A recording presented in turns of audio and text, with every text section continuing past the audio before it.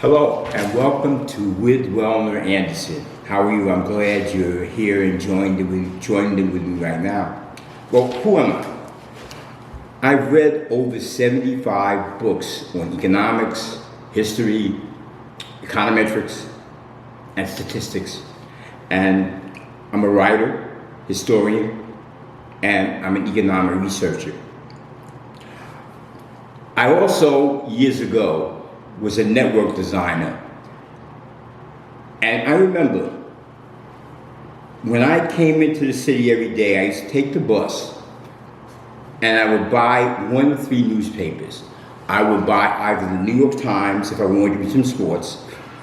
I would buy the Wall Street Journal or Investors Business Daily I would buy. I always remember being on the bus and sitting on the bus and going toward New York, and there's always a word somewhere in the paragraph of the story that I just didn't understand. And that really bothered me. You know, I just said, I'm gonna have to figure out some way to understand what these people are trying to tell me. So time went on, I started to study economics, I started to study history, finance, and things of that nature. As time went on, the second age came, the age of CNBC and Fox Financial News Network. That was even worse. Imagine listening to a story, and then all of a sudden you hit with this word. And then, by the time you figure out what that word is, they're on to the next story. I just couldn't deal with it. It was a lack of understanding and confusion. What I am not.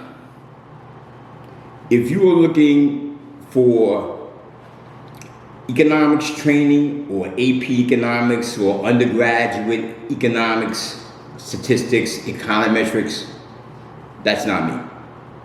That's not what I'm here for. There are tons of channels out there. I could mention MIT courseware if you're an undergrad. I could mention Khan Academy if you want to know about economics, but that's not why I'm here. I promise not to sell you anything. I promise to tell you in plain English. In addition, I like to bring you famous people in the media that will again explain to you the things in terms that make sense. Think about it. Back in the slavery times in America, what the slave owner did not want the slave to do was to be able to read.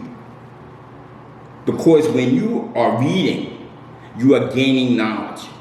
And that's the same game that's being played when it comes to finance, when it comes to investments, when it comes to understanding political things, economic things. Those are the same issues that happen. I want to bring an example. Let's say, God forbid, you had a terminal illness. And you went to the doctor and the doctor gave you a diagnosis. Don't you think you would go for a second opinion?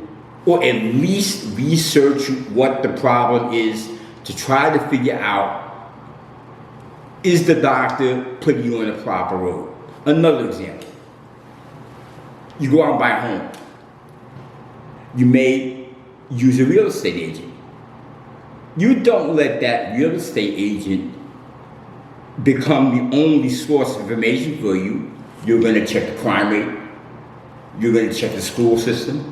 You're going to check the property taxes. You're going to check your neighbors. So why do you take your finances, like your 401k plan, and hand it over to someone who you don't know and not do the background work there? Why do you take your political opinions or political perspective and let someone else interpret that for you? That's why I'm here. I'm here to bring you things in plain English. So you, like I was 30 years ago in the bus, could understand what these talking heads are saying. That's why I believe you should tune in. I'd like to thank you very much. I'd like to thank my son, Taryn Anderson. I'd like to thank Hap or Hubert Moran. He is my editor. This is my first broadcast.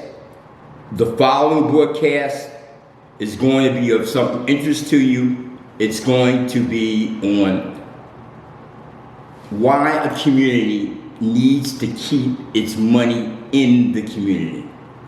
I'm going to use the Afro-American community as an example, but this is true for all communities. Again, thank you for your time, and I'll see you next time.